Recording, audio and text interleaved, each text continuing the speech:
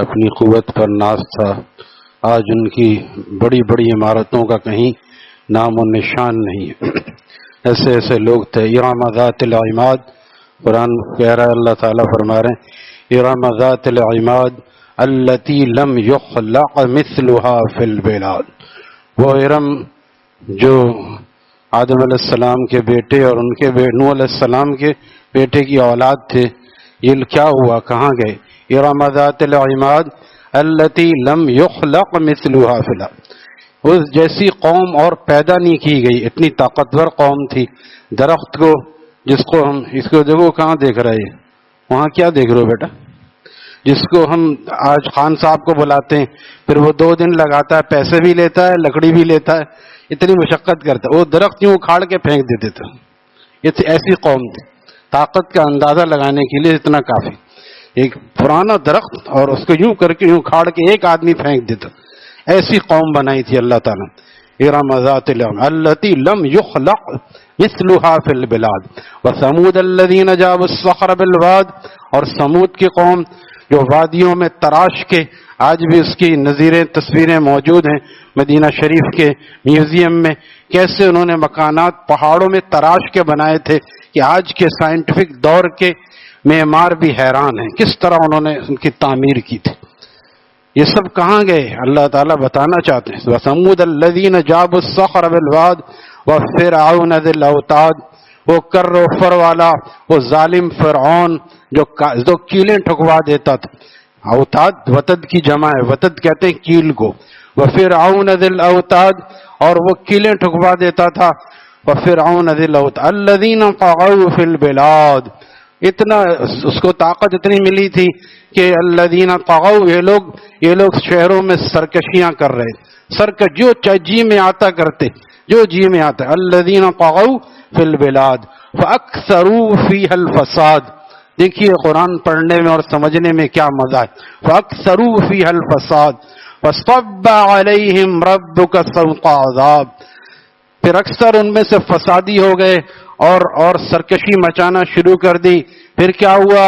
فصب علیہم ربک سوط عذاب، فصب علیہم ربک، تیرے رب کا عذاب کا کوڑا برسا ان پر، ایک کوڑا برسا، ساری کی ساری قوم ملیا میٹ ہو گئی۔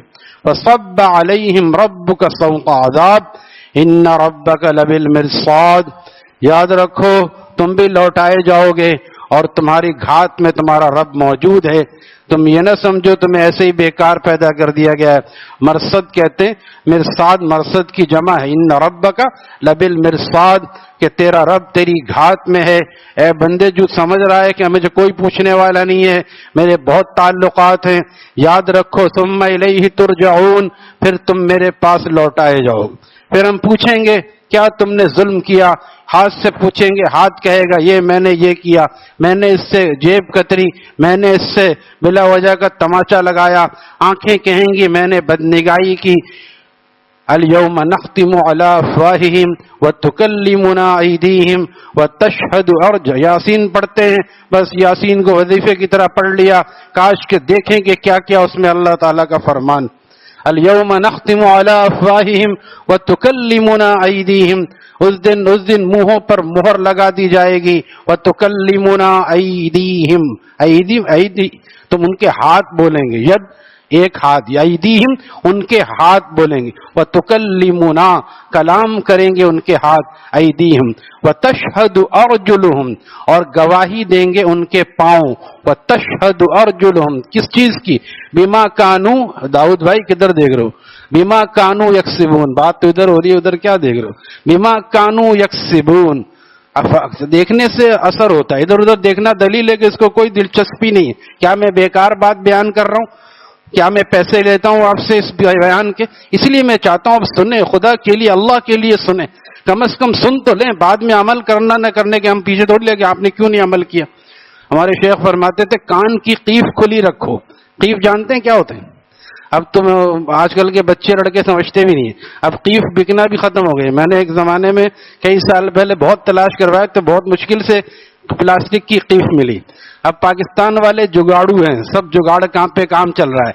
وہ پیپسی کی بوتل کو، آج کل جو بھی بوتل ہے اس کو آدھا کاٹتے وہ قیف بن گئی۔ ہے نا, اس کو جنریٹر کے اس میں آئل ڈالنے کے لیے اوپر سے ڈالا, اس کو قیف کہتے ہیں, قیف اس کو کہتے ہیں. تو حضرت فرماتے ہیں کانوں کی قیف سے دل کے برتن میں بات اتارو اور آنکھوں سے دیکھو تاکہ پھر پتہ چلا قیف کہیں کہ کہیں لگا دیا, وہ تیل نیچے جا رہا ہے. تو آپ جب ادھر ادھر دیکھیں گے تو یہ بات کا اثر نہیں ہوگا. کانوں کی قیف سے دل کے برتن میں بات اتارو, یہ درد دل بیان ہوتا ہے, یہ کوئی رٹی رٹائی تقریر نہیں ہوتی ہے. میں سوچ کے بیٹھا تو اس پہ یہ بیان کروں, اللہ تعالیٰ کی کیسے کیسے نظائر ہیں قرآن میں. دیکھیں, کھیل کود کی کتاب نہیں ہے, قصے کہانیوں کی کتاب نہیں ہے, قرآن خوانی کے لیے نہیں ہے, لڈو بانٹنے کے لیے نہیں ہے. نبی علیہ السلام جب پڑھتے تھے تو آپ کا چہرہ عجیب ہو جاتا تھا. وقاہم عذاب, جب آپ نے قوم سمود کے عذاب کا ذکر پڑھا تو آپ کی حالت عجیب ہو گئی. آپ کے بال مبارک سفید ہو گئے, داڑھی کے 13 بال آپ کے سفید ہو گئے. دوسرے صحابی کہتے ہیں 19 بال سفید ہو گئے. آپ کے عاشق صادق صدیق اکبر نے پوچھا یا رسول اللہ صلی اللہ علیہ وسلم, آپ کے بال کو میں سفید ہوتا دیکھ رہا ہوں, کیا وجہ ہے؟ فرمایا شیبتنی ہودن والتکویر والثمود, ان صورتوں کے نزول نے مجھے بوڑھا کر دیا. جس پر صورتیں نازل ہو رہی ہے جو قطعی جنتی ہے اور جنتیوں کا سردار ہے, جس کے لیے جنت بنی ہے اور سجی ہے, وہ تو اس سے ڈر رہا ہے, اور جس کا ہمیں آپ کو کچھ پتہ نہیں, ہمیں کوئی اثر نہیں ہو رہا. اس کو کہتے ہیں پاگل پہ کوئی اثر تھوڑی ہوتا ہے. اس کو لوگ کلاک کہیں گے تمہاری کیا زندگی ہوتی, اس کو کیا اثر؟ ہم تو ہماری زندگی بالکل بے ہنگم پاگلوں کی طرح گزر, جانوروں کی طرح گزر. کوئی زندگی کا مقصد تو ہونا چاہیے. نہیں سمجھ سکتے تو اہل علم سے کہیں کہ ہمیں سمجھاؤ اللہ قرآن میں کیا فرما رہے ہیں. مسائل سیکھنا نہیں آتا, مسائل سیکھو, قرآن کو دیکھو کہ اللہ تعالیٰ اس میں کیا فرما رہے ہیں. کاش امام ابو حنیفہ رحمہ اللہ تعالیٰ, ایک ہم بھی قرآن پڑھتے ہیں, ایک امام صاحب قرآن پڑھتے ہیں, رات کو روتے تھے, انتقال ہو گیا. لکھا ہے کہ بچے نے کہا, پڑوسی کے بچے نے, ابا وہ کہاں گیا, وہ جو کھمبا یہاں کھڑا ہوتا تھا رات میں, وہ ایک ستون تھا. ابا نے کہا بیٹا وہ کھمبا اور ستون ظاہری نہیں تھا, وہ اسلام کا ستون تھا, وہ رات گر گیا, اس کا جنازہ جیل سے نکلا ہے. جناب مسندوں پہ بیٹھے ہوئے نہیں, جنازہ جیل سے نکلا ہے. احمد بن حنبل, امام احمد بن حنبل کو 30 کوڑے لگے اللہ کی قرآن کے لیے, انہوں نے مار کھائی. ہم نے سمجھا بس بیٹھے بیٹھے میٹھا کھا لو, قرآن کھا لو, قرآن پڑھ لو اور لڈو کھا لو اور بس فاتحہ کر دو, ہو گیا سارا کام. 30 کوڑے مارے گئے, 30 کوڑے ایک وقت میں, یہاں تک کہ پھر زخمی ہو کے اللہ سے ملاقات کی. اللہ تعالیٰ نے پوچھا, کسی نے خواب میں دیکھا کہ کیا ہوا احمد, تو کیا لایا ہے؟ کہا کہ یہ لایا ہوں, یہ میرا زخمی جسم ہے. کہا کہ میں اپنا دیدار اوروں کو اپنا دیدار قیامت میں جنت میں کراؤں گا. تو نے میرے قرآن کے لیے مار کھائی ہے, تجھے میں ابھی سے اپنی زیارت کراتا ہوں. یہ انعام بھی تو ایسا ہے. رہے حق کا غم جو اٹھا گئے, بزبان حال بتا گئے کہ مجاہدہ تو شدید تھا, سو مشاہدہ بھی عجیب ہے. مجاہدہ اگر شدید ہوتا ہے تو مشاہدہ بھی عجیب ہوتا ہے. وہ عامر بن فہرہ, وہ صدیق اکبر کے غلام, جب وہ 70 صحابہ کو لے کے گئے تھے, ان میں سے ایک وہ بھی ہیں, اور جا کے جب قتل کر دیا, اللہ تعالیٰ ان کی لاش کو آسمان تک اٹھایا, پھر اس کے بعد لا کے فرشتوں نے نیچے رکھ دیا. یہ دکھانا چاہتے تھے کہ ہم سب دیکھ رہے ہیں, ہم سب بے خبر نہیں ہیں. پھر شہید کیوں ہو رہے ہیں؟ ہمیں اپنے اسلام کی عظمت بتانی ہے کہ مجھے میرا دین اتنا محبوب ہے کہ اس کے لیے نبی کے غلاموں کی گردنیں کٹتی ہیں, اور خود نبی اور محبوب کا خون بہتا ہے, دندان مبارک شہید ہوتے ہیں. ہمارے شیخ و مرشد عارف باللہ شیخ العرب والعجم رحم اللہ تعالی فرماتے تھے کہ اللہ تعالیٰ چاہتے تو ایک جبریل امین کو بھیجتے, اور کئی جگہ آپ دیکھیں گے صیحہ کے الفاظ, صیحہ ایک زوردار چیخ جبریل امین نے ماری. عام آدمی زور سے چھینکے تو آدمی کانپ جاتا ہے, جبریل امین کو عذاب کی چیخ کے لیے اللہ تعالیٰ نے بھیجا. انہوں نے زوردار چیخ لگائی, اتنی زوردار تھی کہ زیادہ آدمی کہے کانوں کے پردے پھٹنے, دل پھٹ گیا اور ساری کی ساری قوم مر گئی. ایک جب اللہ تعالیٰ پہلے ایسا کر سکتے تھے تو نبی علیہ السلام کے دور میں ایسا کیوں نہیں کیا؟ ابو جہل بھی مر سکتا تھا, ابو لہب بھی مر سکتا تھا, لیکن نبی علیہ السلام کو خود نکالا, یہ دکھانے کے لیے کہ ربیع الاول منانے کے لیے نہیں ہے, کچھ کام کرنے کے لیے. ایک دو چار دفعہ نہیں، 27 مرتبہ نکلے۔ ان مولویوں سے پوچھیں یہ صحیح بات ہے؟ ہاں بات کبھی آپ نے بیان کیوں نہیں کیا؟ آپ پوچھیں تو صحیح، آپ تو بیان کرتے ہیں آپ کی ولادت شریفہ میں یہ ہوا، ضرور ہوا، کون انکار کرتا ہے؟ آپ کے ولادت سے پہلے آپ کے معجزات شروع ہو گئے تھے، لیکن آپ نے آ کے دنیا میں کیا کام کیا یہ بھی تو بتاؤ نا۔ آپ نے آ کے دنیا میں کیا کام کیا؟ آپ نے دین کو پھیلانے کے لیے کس طرح مشقتیں برداشت کی؟ آپ نے طائف کے بازار میں پتھر کھائے، کوئی نہیں بتاتا کہ آپ نے کس طرح پتھر کھائے۔ آقا نے پتھر کھائے، ہم نے 2 بات بھی سنی، تبلیغ میں جاتے ہیں کوئی سنا دیتا ہے، ہاں بس آ گئے کہاں سے اٹھا کے، ہمیں سب پتہ ہے، بتا رہنے دو۔ یہ بدبخت لوگ ہیں، کم از کم کوئی بات سنائے تو آدمی سن لے، چلو بھئی کرنا نہیں کرنا یہ بات کی بات ہے، سن تو لو کم از کم۔ ایسے لوگ جو سننا بھی نہیں چاہتے۔ تو بھئی 2 بات سن لیا، نبی علیہ السلام کی سنت پوری ہو گئی۔ جب نبی علیہ السلام نے طائف کے بازار میں دعوت دی، ایک بدبخت کہہ رہا او تمہیں کو اللہ نے نبی بنا کے بھیجا ہے۔ دیکھیے فضائل اعمال، اللہ کو اور کوئی نہیں ملا تھا نبی بنانے کے لیے۔ دوسرا کہہ رہا ہے میں اگر تم اللہ کے نبی ہو تو مجھے ڈر ہے تمہاری بات کا انکار کرنا سے عذاب آئے گا، اور اگر نبی نہیں ہو تو میں جھوٹے سے بات کرنا ہی نہیں جان۔ ایسے بدبختوں کو آپ نے جا کے دعوت دی۔ آج ہمیں مسلمانوں کے پاس جانا پڑتا ہے، بھائی نماز پڑھ لو، نماز پڑھو۔ جو اللہ پہ ایمان لائے ہیں، جن کو مرنے کا یقین ہے، جن کو جواب دہی کا یقین ہے، ان کو یاد دلانا پڑتا ہے کہ بھائی چلو نماز پڑھ لو، ان کو بھی یاد دلانا پڑتا ہے۔ تو اگر 2 باتیں ہم نے سن لی تو کسی طرح یہ سنت پہ عمل ہو جائے گا۔ داڑھی رکھنے پہ اگر کسی نے کہہ دیا پکے ملا ہو گئے، کیا ایسے ملا ہو گئے، کیا تم بالکل بیکورڈ ہو گئے، تو ان سے بتا دیں الحمدللہ علامہ شبلی نعمانی پہلے سر سید کے ساتھ آئے، پھر اس کے بعد اپنی اس خطا پہ توبہ کی انہوں نے۔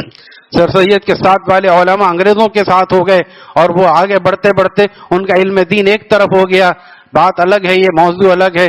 علامہ شبلی نے کنارہ کشی اختیار کی اور سید کو اشارہ کرتے ہوئے کہا کہ لوگ کہتے ہیں اتنے آگے بڑھو کہ انگریزوں سے مل جاؤ آج کی قوم سے۔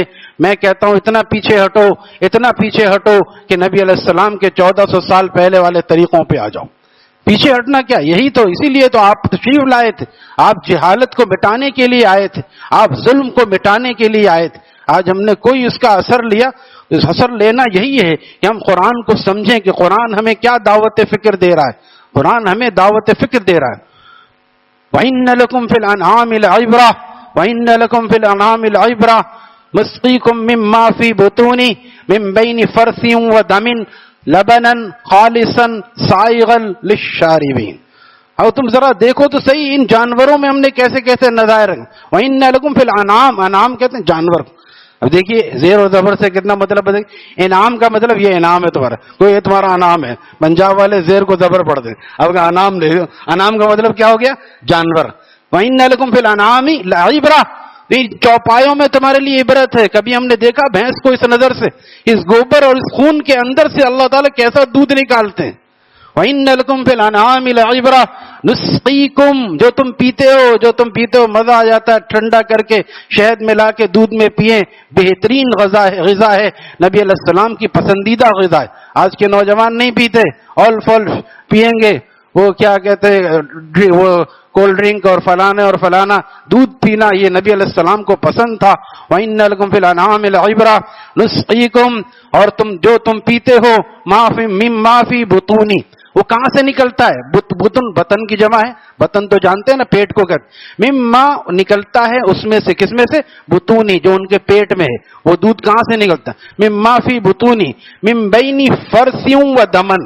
دیکھیے قرآن کا اعجاز، من بین فرث و دمن، وہ نکلتا گوبر اور خون کے درمیان سے، اسی کے آپ ابھی ذبح کریں وہیں سے گوبر نکلے گا، خون نکلے گا، خون بہ رہا ہے، آدمی وہاں سے گھننا آتا ہے، دور بھاگتا ہے۔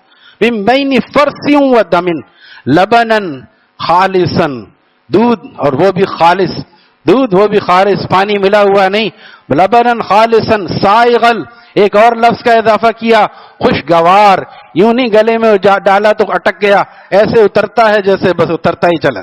لبنا خالصا سائغا للشاربین، پینے والوں کے لیے بہترین غذا۔ اور یعنی یہ ایک گلاس دودھ ہمارے لیے، ہمیں اللہ کے قریب کرنے کے لیے، اگر ہم قرآن سمجھیں تو ہمیں اللہ سے قریب کرے گا، ہمیں اللہ سے۔ یہ پانی پینے کے بعد کی دعا ہمیں سکھا رہی ہے، الحمدللہ الذی الحمدللہ الذی سقانا، یا اللہ آپ کا شکر ہے کہ آپ نے ایسا پانی پلایا کہ جو ٹھنڈا بھی ہے میٹھا بھی ہے۔ اب کوئی کہے بعض دفعہ ٹھنڈا نہیں ہوتا، تو گرم نہ ہونا خود ٹھنڈا ہونا ہے، نارمل کہہ سکتے ہیں۔ اور میٹھا کیا ہے؟ چینی نہیں ہے، لیکن سمندر کا پانی پیئے اور پیتے رہیں، کبھی پیاس نہیں بجھے گی۔ تو ہاں یہ پانی جو ہے دریا کا، یہ میٹھا پانی ہے۔ تو یہ یا اللہ آپ نے پانی پلایا، الحمدللہ الذی سقانا ولم یجعل منہا اجاجا بذنوبنا، اور اس کو ہمارے گناہوں کی وجہ سے آپ نے کڑوا نہیں ہونے دیا۔ آپ کا کتنا فضل ہے، کرم۔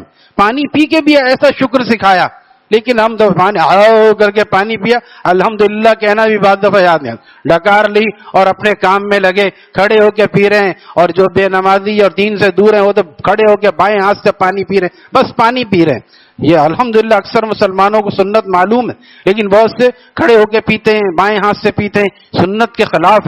پانی پینے کی سنتیں ہمارے حضرت والا نے پیارے نبی صلی اللہ علیہ وسلم کی پیاری سنتوں میں لکھی ہے۔ یہ سب کس لیے؟ ہماری زندگیوں میں آ جائے، صرف بیانات میں رہنا کافی نہیں ہے۔